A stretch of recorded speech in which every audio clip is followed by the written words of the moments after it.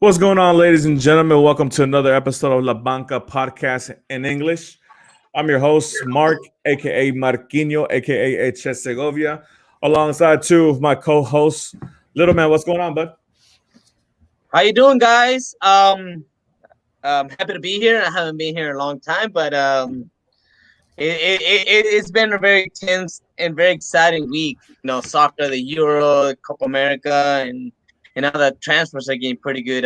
But just happy to be here. That's good. I'm happy to have you here. Aurelio, what's going on, bud? Not much, man. Here, happy to do another show and have a good one. Getting ready for this long weekend. Yeah, for sure, man. I need a long weekend. Work has been a bitch. Oh man, but obviously, with that being said, obviously this weekend is going to be long, but it's going to be long and full of soccer, full of very high level competitive soccer. Obviously, we know two tournaments are going on right now, the Euros and the Copa America, and both tournaments are in their quarterfinal stages, which means high intensity, high passion, and high levels of soccer. So, but with that being said, we're gonna go to the old country. We're gonna start with the Euros, Euro 2020.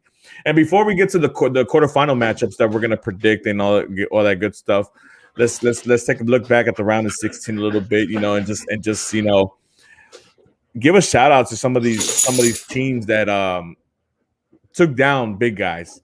Switzerland obviously beating the World Cup champions, and France in penalties. Kylian Mbappe missing the fifth penalty. Teams like Czech Republic beating the Netherlands. And some people might even consider the Denmark win over Wales an upset, but we'll see what people think in the chat. For those who are following us right now at the moment, appreciate you guys staying up late with us. But let's go on to the quarterfinals, man. With the first matchup of the quarterfinals being on Friday tomorrow at 11 a.m. Central Standard Time in Houston, because we're locally based in Houston. Switzerland and Spain. Little, I'm gonna go with you first on this matchup, man. Obviously, we know I just mentioned Switzerland coming off a big upset of the World Cup champions in France, and Spain 10 goals in the last two games. Two teams with the arrows pointing up. What do you think the outcome is for this match? The motivation is big. It's big. I mean, you got Switzerland beating the World Cup champions and the number one candidate to win this Euro Cup, France, and they were winning 1-0. Then they lost the penalty. Then they were down 3-1, and then they ended up tying and they ended up winning in penalties. And I think the motivation is big. Now, in the other hand, well, you find Spain, right? Spain, I'm not gonna, maybe my term is wrong, but it was not a strong group, and they end up barely qualifying.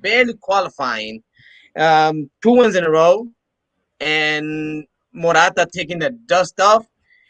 In this one, I think Spain has it going on. Aurelio, obviously, the captain of Switzerland, Chaka. You know him very well. We both know him very well. Very passionate, man. One thing about Chaka that nobody's ever taken away from him is that he really is a true leader on the pitch. Unfortunately, sometimes he gets a little hot-headed and he gets red cards and gets thrown out the game. But he's really showing his true leadership skills for his country and for his countrymen. What are your thoughts, man? Switzerland obviously with the big upset over France, and Spain coming in.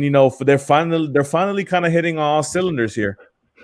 Yeah, it was a very surprising win by Switzerland. To be honest, did not expect that. I don't think anybody expected that. But it was a great game. It had its ups and downs. It went all the way to the end. The bad thing about penalties, it's always going to be a 50-50. It could have gone the other way. Switzerland could have ended up missing the last goal. So overall, Spain had a great game. I'm just gonna be, I guess, watching this game, especially just because both teams needed extra time. Yeah. So it's not just one's more tired than the other one, this or that. I'm like, they both played 120 minutes. Yeah. The only difference is Switzerland just had to shoot a couple penalties more than Spain had to, but they both played 120 minutes, so it's going to be interesting to see how well physically they both teams are. And I'm glad you brought that up because this is going to show what it's going to be interesting to see what the coaches do if there's going to be any kind of rotation on the squad, and it's going to show obviously which team has more quality depth on the team if they do any form of rotation. Obviously, if we're going to go name by name and player by player, obviously on paper Spain looks like the deeper team, right? But with that being said, at the end of the day, it's one game.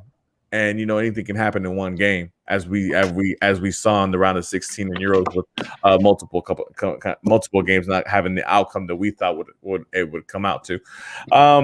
So I'm sorry. Who do you have coming out of that matchup, Switzerland and Spain? Spain. Do you want to give a score? 2-1. Aurelio? 2-1. Yeah, it's pretty easy. 2-1 also, but I'm going with Switzerland. You're going to Switzerland. Okay, that's good. Hey, man, the Swiss, man, they don't have the big name players. Even their captain Chanka he's not a big name player per se, but they're gritty, they're physical, and they're always up for the challenge. So I wouldn't be surprised because the way Spain has been a roller coaster, and they could be going and they can be on a high right now, but then the next game they're on a low. So it's very interesting. I'm gonna go Spain here, and I'm gonna go with the narrowest of margins. I think it's gonna be a 1-0. And I think it's gonna be an own goal, since own goals are leading the scoring in the Euros. Now, later on that day after that matchup, a lot of people are saying this is the final of Euro 2020. A lot of people are saying whoever wins out of this matchup, you might as well just give them the trophy now. Belgium versus Italy, 2 p.m. Central Standard Time. Obviously, Belgium, a couple of unfortunate injuries with Eden Hazard and Kevin De Bruyne not are at this moment ruled out for the game versus Italy. But they still pulled out a 1-0 victory over Cristiano Ronaldo in Portugal. A lot of people are kind of against the tactics of Roberto Martinez for the last 25 minutes. He just basically parked the bus. They tried to defend they defended their lives out, I guess. Italy, on the other hand, 2-0 victory over Austria, but 2 goals scored in extra time. They also went the 120 minutes. But they just basically showed that they had much more depth on their team. Obviously, much more quality on their bench. Oh, 2-1. I'm sorry, 2-1. That's right. Thank you, Aurelio. So it wasn't an easy matchup for them, but they made it through, and I think they're ready to keep going. Aurelio, I'll start with you on this one. Italy, Belgium. Who do you think has the advantage, and who do you think wins this matchup? The way Italy played Austria really surprised me. I didn't think it would be as difficult as it made it seem. Especially not be able to win in regular time, needing extra time to take it. On the other hand, you have Belgium with probably 2 of their best players out. I'm gonna give it to Italy, but it's not gonna be easy. I think Belgium will find a way to make it difficult, but they're just not gonna have that spark. Little man, same question to you. Obviously, like Aurelio mentioned and I mentioned before, Belgium not coming in for 100%. Italy having to play the extra 30 minutes on the game, 120 minutes of the game because of Austria giving them a difficult time. Which team has the advantage and who wins? I think it's an equal situation here, and I'm gonna say why. Because I think it took a little bit of more struggle to beat the champion Portugal. And it's of course it's a motivation, and they did it. It was a solid, beautiful goal by Thorn Hazard, not by Aiden, by the younger brother. But Italy, they were playing against Austria, and they struggled. They went to overtime, and they end up beating 2-0. Yes, 2-1. they have a Two to little one. struggle. 2-0, right? 2-1. 2-1. 2-1. Oh, okay, I'm sorry, 2-1. Let me see that one. 2-1. But I have a feeling that Italy, since day one, the way they sing the national anthem, the way Mancini has taken this team, they wanted more. Belgium, yes, this is the best national team that probably they will ever have, or they haven't have in maybe 100 years. But they have just a little bit more to make that 100%. So, but I will give this to Italy because they are equal in both ways, on defense and on forwards. You know what's funny, and earlier you mentioned this, you thought that Italy wasn't going to have that much of a hard time against Austria. I definitely didn't. I picked them to win 4-0 against Austria, and look how wrong I was. Obviously we know that the gap is closing with these European countries, and the talent level that these European countries are getting a hold of. Both of y'all picked Italy, and I mentioned prior to this that a lot of people are crowning this as the true final of Euro 2020 at the moment. You picked Italy, Aurelio. What if Italy wins this match? What do you think the percentages are of them winning the whole thing? Like, do you think it's 50-50? Do you think it's 70-30? What do you think it is? I'm gonna give them 25%. 25%? Okay. Mm-hmm. Little man, what do you think the chances are just realistically for Italy to end up lifting this cup if you chose Italy to win, and people are dubbing this the true final? So I would say 50, 50, and because I think the other team is going to be pretty good. Okay. All right. Yeah. I'm, it's funny because I was a big supporter. I'm a big proponent for Belgium. I like the Belgium team. I'm not too fond of Roberto Martinez. I never have been, even though he's had a great record with Belgium, but I just don't like the style he plays, to be honest. And I feel that because of the players that he has, it's really kind of covered up his lack of tactical, and having good formation and things of that nature. Having a Kevin De Bruyne and having a Roman Lukaku who damn near scores a goal every game he puts on a Belgium jersey on. It really helps any coach to win games.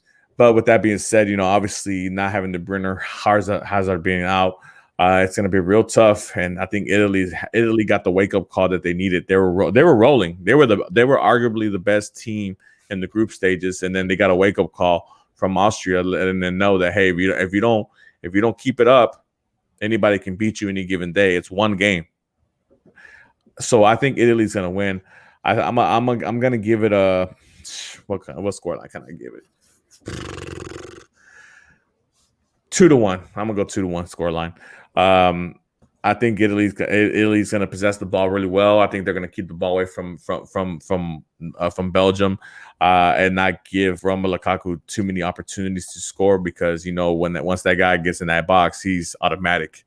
But and my percentages of Italy lifting the Euros, man, it's tough because. Man, it is really tough because Huh? Because maybe the other. Oh, I'm sorry, Mark, but maybe the other team. Well, yeah, but then I look at I look at the other team on the other side of the bracket. I don't see anybody really who Italy can't go up against. But I'm going to give them a little higher chance. I'm going to go 70%. If Italy ends up winning this match, I think they're 70% full favorites to. You're going to go 20% more even above us. Okay. Yeah, so he's going 50% more than I did. Yeah, I did 25. Yeah. Oh, I'm sorry already. Yeah, you went over. All right, 55%. So moving on to Saturday matchups, July 3rd, the first game of that day. It's Czech Republic versus Denmark. Two countries that are not powerhouses. Two countries that realistically are kind of dark horses in this tournament, maybe Cinderellas for those who want to label it something else. A Czech Republic that a lot of people kind of see flying under the radar, really took out the Netherlands. Great matchup against the Netherlands. To not have the Netherlands have a goal, a shot on goal for the whole game, that's incredible in itself. You think about the players that Netherlands have: Memphis Depay, Wijnaldum, Frankie De Jong, Delane Blind, players like that, Darnell Martel. These are players who are known for scoring big goals in big games, and none of them had at least a shot at goal, which is incredible. Denmark on the other side, obviously, we know what happened with the first game with Christian Eriksen. Thankfully, he's doing well. Shout out to him and his family. But Denmark is riding on a high. They're motivated, man. They're kind of on a mission to kind of do this for Christian. We don't know how far that goes. I mean, obviously, we can think about the Euro 2004 where Greece came out of nowhere and won that Euro against Portugal. Against Portugal, so maybe this can be another Greece type fairy tale. We don't know, but Czech Republic, Denmark, Aurelio, who do you have? Man, it's gonna be a lot closer. I think this one is probably one of the ones that's probably more even matched. But I think I'm gonna go with the Czech Republic. I think what they did to the Netherlands is amazing. They could put another show like that. I don't see how Denmark could win. Yeah, I mean, the Czech. I mean, like I said, the Czech played a terrific game against Netherlands. If they have that same kind of output against Denmark, I don't see how Denmark gets an opportunity to have any chances to attack and to score goals. So I can see why you picked the Czech Republic on that one. Little man, who do you have? I'm gonna go with Americanos, and I'm gonna say why. Why? Because first of all, you lose in the first game. You lose your best man, and you plus lose the game against Iceland, and then you lose the second game, and then you come from the dust, and then you win the third game, 4-0, and then you find yourself in this situation. I think Denmark has the perfect motivation to advance to the next round. So you're picking Denmark? 2-0. 2-0. What was your scoreline, Aurelio? I'm sorry, I didn't give one, but I'll say it's gonna be 2-1 Czech. 2-1. Great. So Aurelio versus Littleman in this matchup. Obviously, I think I've really focused on Denmark during the Euros. Obviously, after the incident that happened with Christian Eriksen, and it's great to see what kind of teamwork they have, what kind of chemistry, what kind of control with the ball that they have, and they've been playing with. They're playing really, really great. I don't want to say great. They're playing really good, team soccer. Man, the performance that the Czechs gave against Holland, man, that came out of nowhere. Honestly, that came out of nowhere, and it just surprised the hell out of me, to be honest. Well, and honestly, I can't get past it for some reason. So, I'm going. They have a fault. Right there, Mark. I'm sorry, but once you make a mistake like the lead made, come on, man. Well, yeah, and then you miss and then you go 1-on-1 with the keeper and he misses them. That's gonna charge against you. How many games have we seen in our lifetimes where a team goes down a player and they get more offensive because you basically just gotta go, especially a 0-0 game, a knockout game. You gotta go. There's no coming back. There's some teams out there that probably play better with 10 than 11 players. So exactly. how many times have you seen a guy miss a clear goal? Because he was a 1-on-1. All the time. Gonzalo Higuain in the 2014 World Cup final. And they still won the game?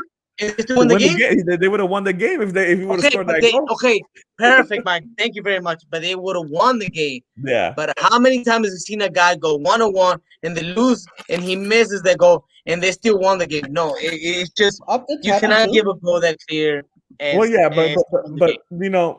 still, we can put it on the fact that they were down 10 men, and this and that. But I'm gonna give the credit to the Czechs. I think they played their hearts out, and they're playing with a chip on their shoulder. It seems, So I'm gonna go. I'm gonna go with them. I'm gonna go a 1-0 win for the Czech Republic. So it's gonna be me and Aurelio with the Czechs and Little Man with Denmark. Which honestly, to be honest, if I get this one incorrect, I'm not mad. I honestly wouldn't mind to see a Denmark fairy tale ending. That would be awesome. That would be a movie. Yeah. So the final quarterfinal match is between Ukraine and England. A lot of excitement in England right now because of this matchup, because obviously they finally got a huge chip off their shoulder beating Germany 2-0. Something that they haven't done in half a century, a little over half a century. So a huge chip off their shoulder. England, like I've mentioned prior, I feel like they can field two teams and compete in this tournament. But with that being said, a lot of fans, and with all respect, they're looking too far ahead already. With chance of it's coming home, it's coming back home, whatever. We'll see. I guess because they're on the easier side of the bracket on paper, but it's gonna be a difficult ride to get there. But England does have all the advantages. Obviously, they're going to play in Italy this next matchup. But if they do advance their next two games, if they advance to the next two games, will be in Wembley for the semifinals and for the final. So we'll see. But England, Ukraine, Little Man, I'm going to go with you first. Do you think there's an upset coming up? Do you think the English players are looking too far ahead and looking past the Ukrainians? Let me go back a little bit, back into history, Mark. Did you remember when Spain was champion of the Euro for the first time? 2008? Oh no, wait, I'm sorry. Say it again. I didn't hear your question. When was the first time that Spain was champion of the Euro? Oh shit, I don't know. A few years ago. It was just a few years ago. I think it was the 2015. Okay. Who did they beat on the semifinals on penalties? Italy. Italy. And they have never beat Italy on a Euro competition. And they beat Italy. And they were champions. Yes. Okay. England has never beaten Germany in 52 years. Okay. And they beat them. That's why I said earlier that I was going to go for 50, because in soccer, you can never give a exact prediction. Because why? Anything can go wrong. Anything can happen on soccer. Anything can happen on soccer. Mm-hmm. That's the reason I said 50-50. And I will give out the 50 to England. I think England's going to beat Ukraine. And they're going to go in plus. And then they have that extra plus. Listen, they have the extra plus where they can play the semifinals at home.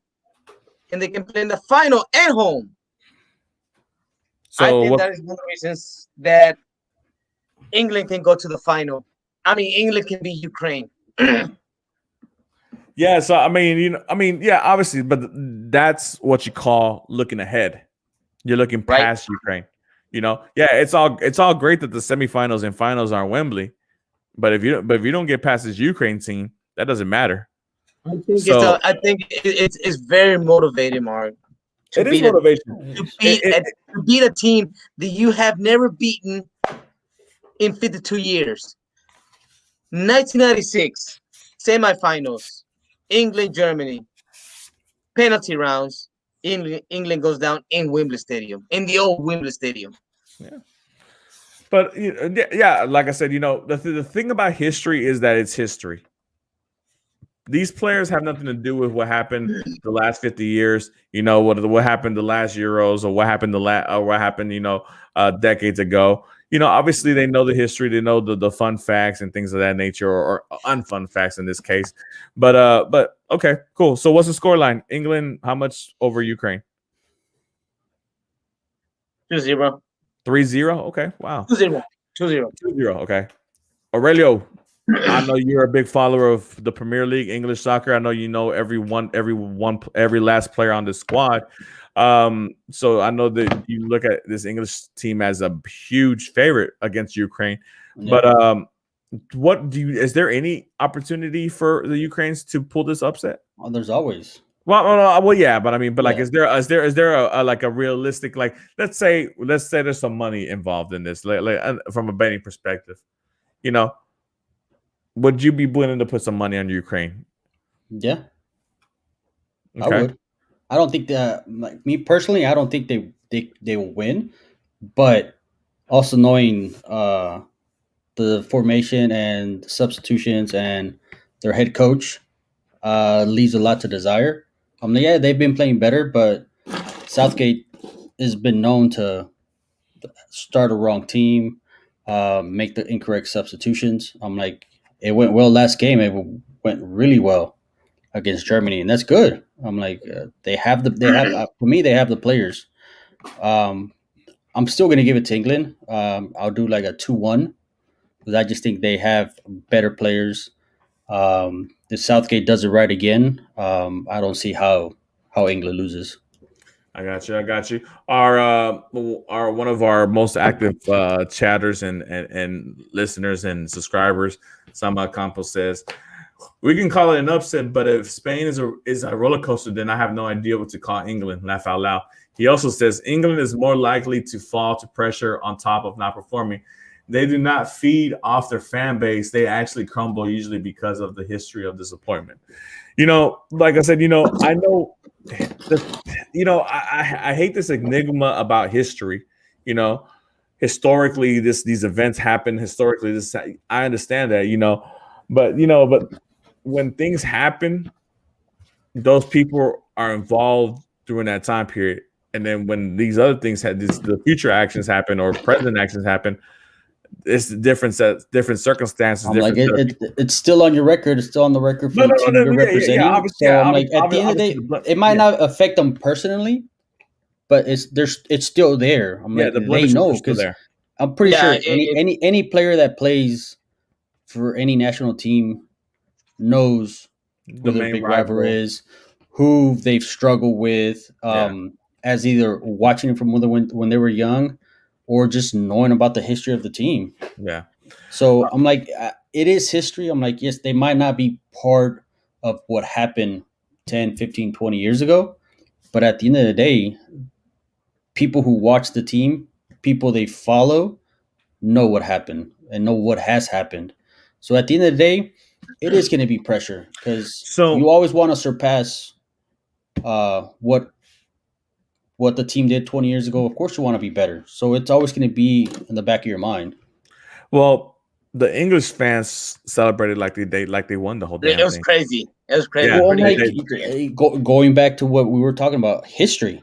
That's yeah. why they celebrated that because it's been 50 plus years without So, beating Germany. So of course they're going to go out and go crazy. obviously, we talk about sometimes, we talked about the prior matchups that, some teams might be exhausted because they went to extra time, 120 minutes and things like that time. But there's also exhaustion from celebration and from just being so hyped and over anxious about things because, you just accomplished such a big feat, quote unquote big feat, and you beat Germany, which is a huge feat for English soccer and the FA over there. But it was not good Um, Germany too. yeah, You so say that.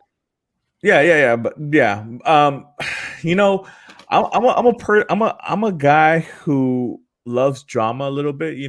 I don't watch the reality TV shows that much, but when I do, I stay stuck because I just love the stupid drama that's on there sometimes. And me, I just want some chaos for some reason. I want chaos, and I'm gonna go Ukraine 1-0. I'm gonna go Ukraine 1-0. Mark, Just Mark, Yeah. Mark. I hey, How would. much It chaos do wouldn't. you It wouldn't want, Mark? surprise You just me. saw. What was that? It look. wouldn't surprise me. I mean, look, It was funny. I think there's two things here that they're playing against England for, and it's two things that I think people need to really look at. It's one of those things that give me a sec here. It's one of those things that obviously I feel like the English can be overlooking the Ukraine already.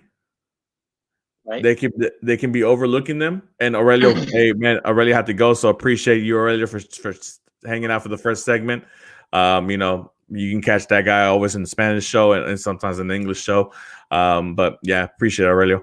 But you can see England overlooking Ukraine and looking forward to we're gonna have the semifinals in Wembley, and then if we win that, the finals in Wembley. So always overlooking a team is always a bad thing to do.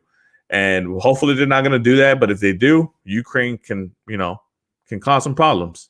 But I'm going to go with chaos, and I'm going to go 1-0 UK. So, Wow. yeah. Yeah, wow. So I mean, it's you got to have a little fun in soccer, man. You got to have a little bit of Mark, how much fun do you want? We just had the champion and the champion of the world. Hey, the whole out in the number one contender as all the time for the Euro. They didn't even make the quarterfinals. The whole group of death is gone. Yes, the whole group of death is gone.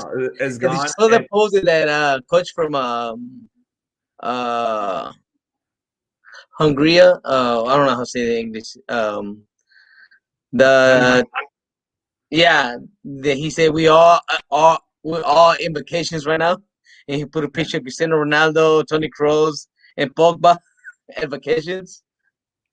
But you know why all the group of death is gone, little?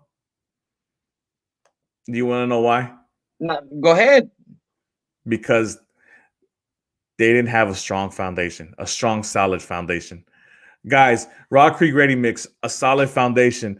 If you're looking for help on your patio, on your, maybe you need some more space to park your vehicles, parking, concrete, anything that has to do with concrete, please, contact our guy, Andy Sierra, at 281-301-8313. Tell them that the Banca podcast sent you, and they'll give you a nice special. But yeah, any type of concrete job that you need done, whether it be some type of building, concrete, some type of parking, garage, patio, whatever. Those are the guys you want to call. Rock Creek Ready Mix, a solid foundation. And they just got an award for one of the best concretes in Texas, I believe. I'm not too sure. So, shout out to those guys for really doing the job really well and for them getting the recognition that they deserve. And also, if you're a driver with a CDL with 2 years experience or more, give those guys a shout out. Give those guys a call. Andy Sierra, 281-301-8313. They have a lot of work available, and they need drivers. So, if you got that CDL, man, go out there and give those guys a shout. But yeah, if you need a job done, again, Andy Sierra, 281-301-8313. Tell them the Banca podcast sent you. So obviously, with the Euros and the quarterfinals happening over there, we're going to come back to this side of the country, this side of the world, and the Copa America. They're into the quarterfinals as well right now at this moment. A lot of interesting things happened during the group stages. Obviously the biggest thing was the Colombia-Brazil finish with the referee. But at the end of the day, Colombia still qualified. It's one of those things where it's an unfortunate thing that happened. But, luckily the right teams made it. And we're looking forward to it. Friday is going to be a full day of soccer. Once those two quarterfinal matches for Euros are done, we roll right into the Copa America. Obviously, the first match for that day, Friday, will be Peru-Paraguay. Peru finished second in Group B, and Paraguay finished third in Group A. Little, who do you think has an advantage here in this matchup? I think Peru is going to make it happen. Peru? Okay. They have been... I mean, the teams in this tournament... I mean, you have 10 teams. 2 teams are out, and they qualified, and 8 of them qualified. I think Peru's going to make it happen. Peru's going to 2-1. 2-1. It's funny because I'm going Paraguay on this one. So we're going to split hairs here. But Paraguay, man, they really showed me a lot these past couple of games. Obviously the big game was them against Chile, and they gave it to those guys 2-0 win.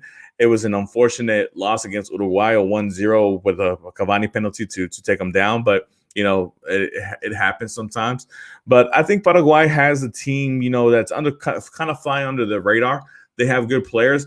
Miguel Almiron, midfielder from Newcastle, who used to play for Atlanta United here in the MLS. For those who follow us and follow the MLS, know him real well. Is doing really well, having a really good tournament.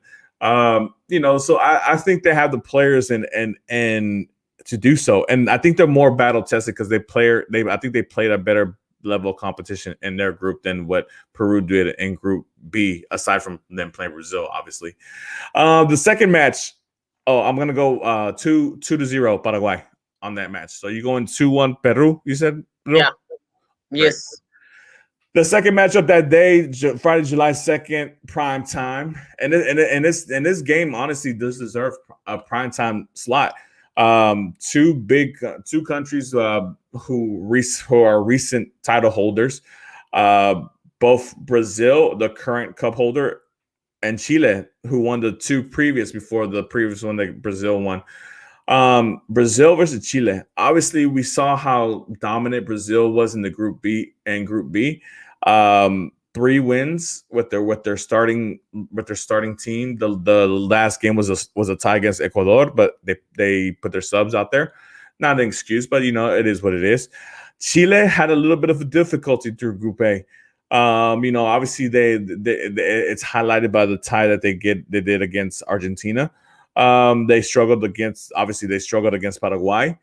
Another tie versus Uruguay. They beat Bolivia. Obviously, everybody beat Bolivia, so that's where they got their win from.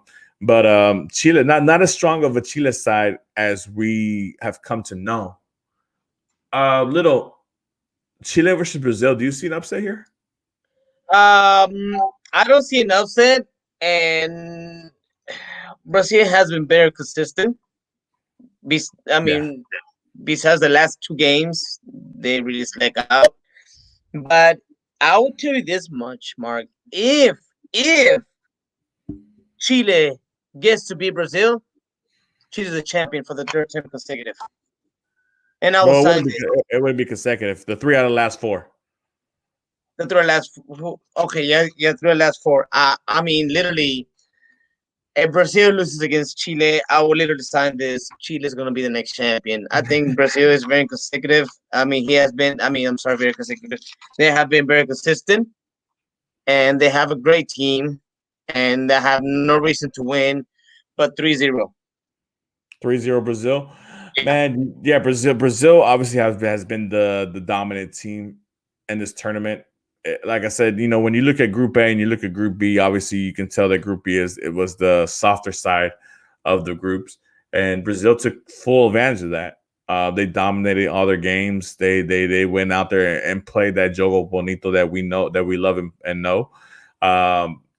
And they did their thing. Neymar is doing Neymar things. Richarlison is out there balling. And the defense is doing really well. Marquinhos, is a true leader back in that defense. So Brazil has all the components needed to make a run at back-to-back Copa Americas. Yeah, I'm with you, man. It would be thrilling to see Chile kind of resurrect their old form and kind of give Brazil a game, but I think this Brazil side is too much for them. I'm gonna go Brazil. Man, I'm gonna go 4-2 Brazil. I think it's gonna be a back and forth game. I think it's gonna be a high scoring game, but I think Brazil is just gonna show just outclass them and just show their true form, and it's gonna be a high scoring game. I'm gonna go 4-2 Brazil. Sama on here on the chat goes, I agree with Little. If Chile gets past Brazil, they will win the tournament because they have Argentina's number. Yeah, they do. I can't neglect that. History has shown, again, that word history. I think the key word for this show today is history. Yeah, just history is part of future life. I mean, you cannot erase that. I mean, and just even though think about it, but that is one statistic that players and people rely on. Like, man, we have been this team ever since we started this competition, and they keep doing it over and over. And No, you're right. and not like, they always beat us, man. Come on, let's do this again. Sometimes doesn't happen. Sometimes does happen, but history is pretty good. Yeah. So I mean, Sama agrees with you. If Chile can somehow find a way to get past Brazil, he feels that they can go all the way. I don't know how likely that is. I mean, Sama, maybe you can give us a percentage in the chat of what do you think the chances are for Chile to beat Brazil, but I don't think there's that big of a chance. Like I said, I'm going to go 4-2. I think you said 3-0 Brazil. Yeah. So obviously you think it's a huge advantage for Brazil to go past. July 3rd on Saturday, we have two really good matchups, honestly. The first matchup being Edison Cavani, Luis Suarez in Uruguay versus Colombia. A Colombian team that really, man, what can we say? Colombia just hasn't looked like Colombia, to be honest. Uruguay hasn't looked like Uruguay. There's two teams that haven't been the teams that we thought they would be. Though the two teams that we thought they would be, they haven't shown up. Basically, is what I'm trying to say. Little Uruguay or Colombia, who are you taking and why? Tell me why. Well, Colombia is being Colombia right now, Mark. Colombia had a good national team 6 years ago. Mm-hmm. The national team from Colombia is being Colombia right now. I am amused by the way Cuadrado's playing. He loses the ball, he goes back and get it, he gets it back, he centers the ball, the forward scores. Hey, before you move on, before you keep going with what you're gonna say, I'm glad you brought up Cuadrado because some forget how talented Cuadrado is. He plays a lot more defensively for Juventus, but when he gets to Colombia, when he plays for Colombia, he gets to show off his skills attacking wise and obviously on the defensive side of the ball. So, but yeah, Cuadrado for Colombia, he's a threat. He understand what was his paper on this national team, Mark. I mean, can you, besides Espina, can you give me one reference player from Colombia right now? I'm sorry. So, what was your question again? I was. Can you give me Can you give me a name of a national player from Colombia that will really represent this country run as much as Cuadrado right now? Right now, the one currently, nah, I don't think so. No. I mean, besides Espina that he has been there, but right now it's like a whole new national team. Yeah. A whole new national team. You don't have the Falcaos, you don't have the James, you don't have the I can't remember the defense name, but we can say this is his national team, Mark. This is his national team. He's carrying on this team by himself, not by himself, but he's doing a great job, Mark. So he's the veteran. Yeah, he's a pretty good veteran, pretty good old veteran. And then Uruguay, he's dragging them. He hasn't done that change yet of new people, so he's dragging with the old guys. The bad thing is that to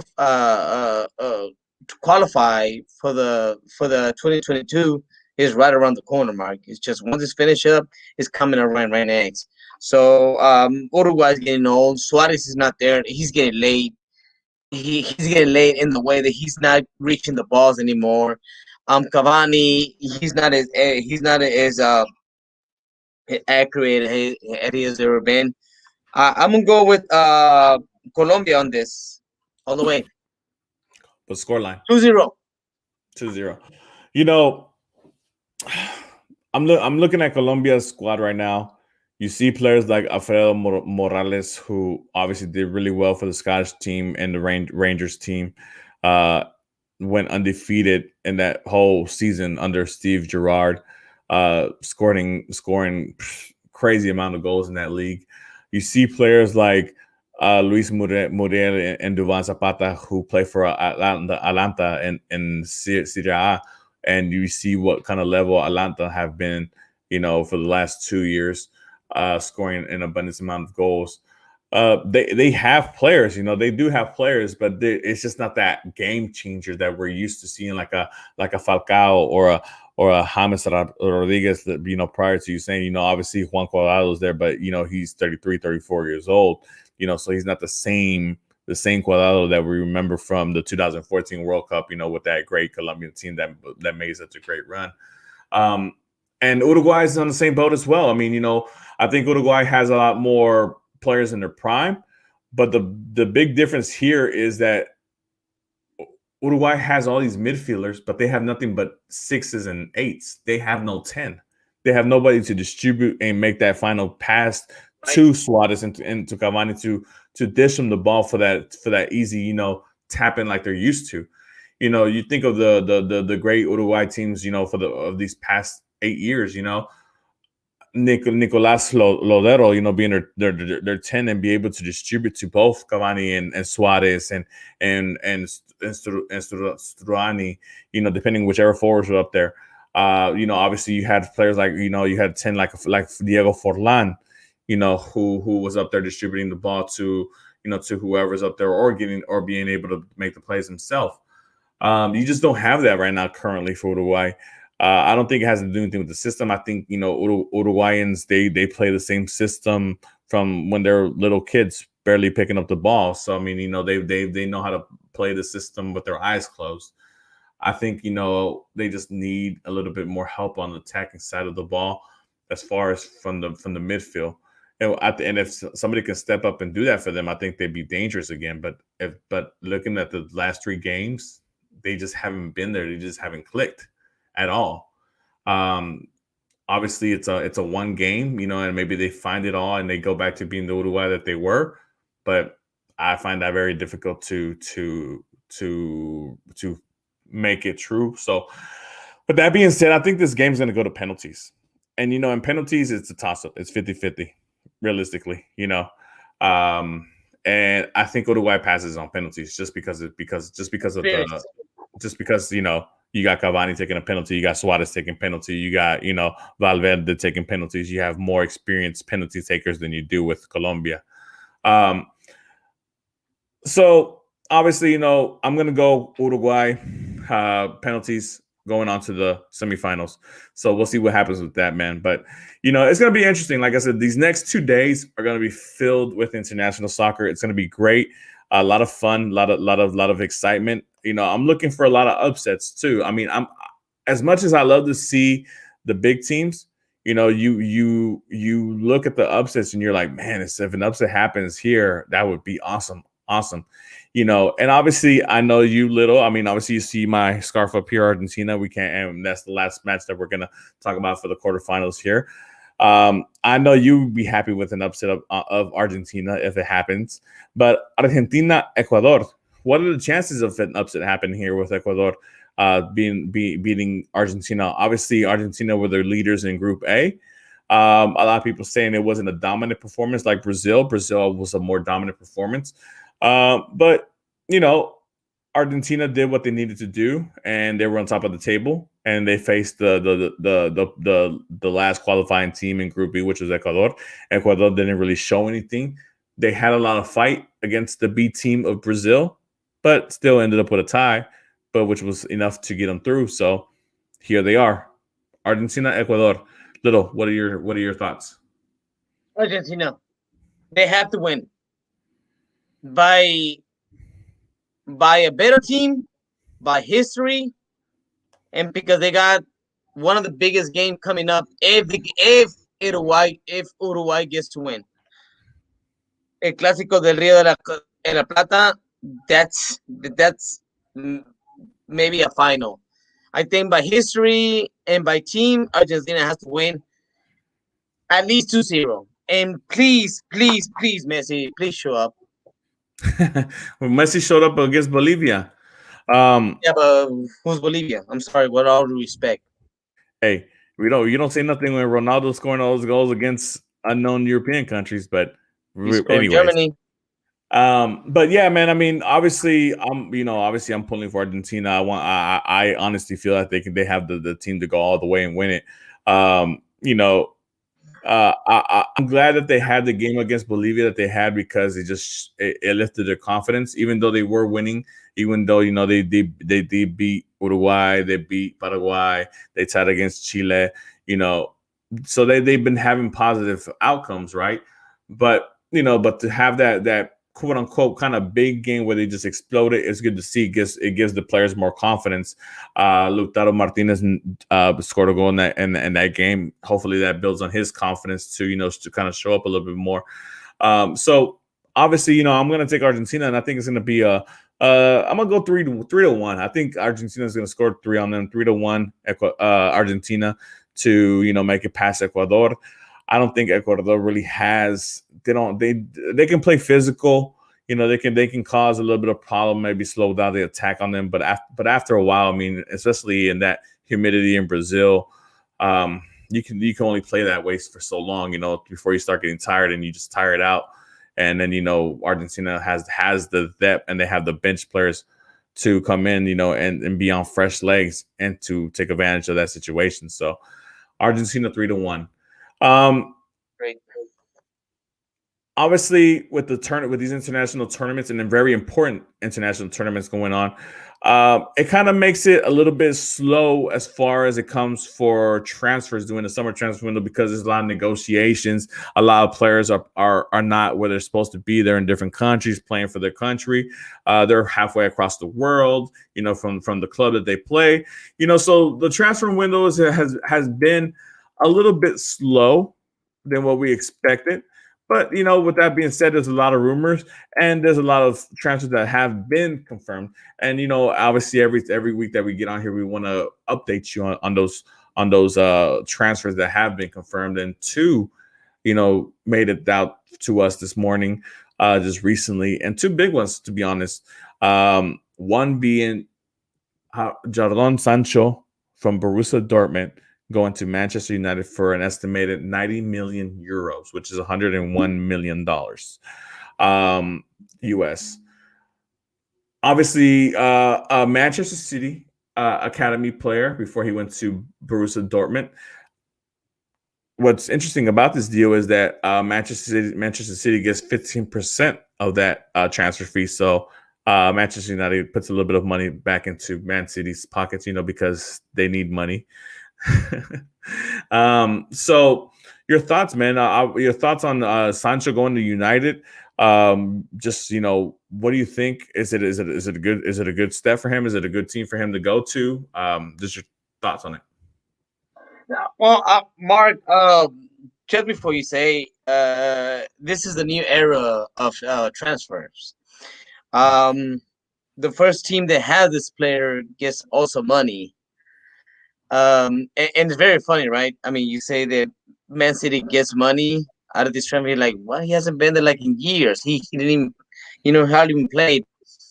Same thing with Hakimi going to Inter Milan. Real Madrid gets 30 million for Hakimi. Real Madrid gets 30 million out of 70 million. Real Madrid gets 30 million. So it's crazy how you make these transfers. I think Jadon Sanchez he's a great player. Real Madrid always wanted him. Zidane, and finally after 2 years, Man U finally gets Jadon Sancho, which I don't know. I'm saying, what is he doing on the bench in the England national team? I think it's a good signing. I think it's going to come very helpful. I think Man United is coming up with great players because their neighbor Man City is also making great signings. So it's pretty good competition between rivalry, With City United, yeah. I mean, you think about a player like Sancho.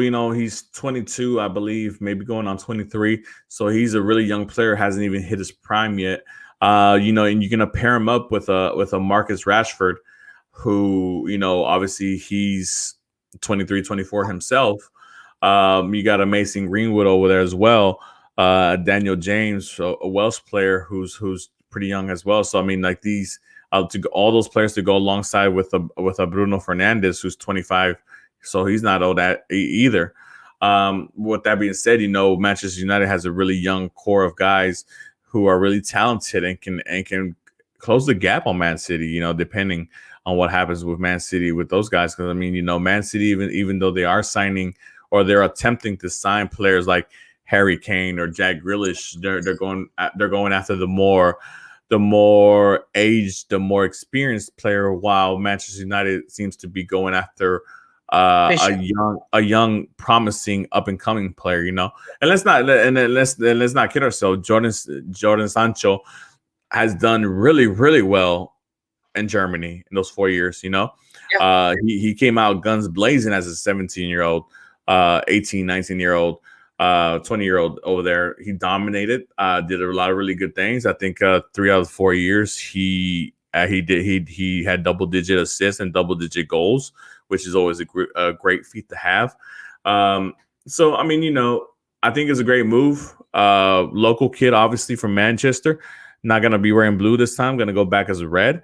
So it'll be interesting to see. But he gets to be close to home, obviously, and we'll see what happens. I think it's a great signing for Manchester United. But at the end of the day, I'm an Arsenal fan, so hopefully it sucks for them. But we'll see. Another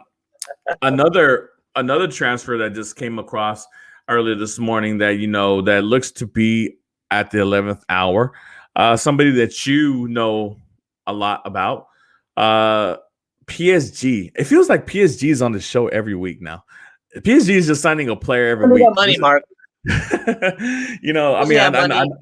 I know last week we talked about Hakimi. 2 weeks ago we talked about Donnarumma and Wijnaldum, and now this week we're talking Sergio Ramos. Sergio Ramos, 2-year contract. And we know that he asked for 15 mil a year. I'm not sure if that's what was given. It hasn't been reported yet, but that's what he asked for. I'm not sure what PSG gave him or what they agreed to, but it's a 2-year contract. Sergio Ramos to PSG, your thoughts? Is it a good move? This move has been in PSG's mind since a year ago. Mm-hmm. They wanted Ramos for a long time already. They knew Ramos. They know how Real Madrid works. After 33 years, they will not give you a 2-year contract. They will only give you a 1-year contract.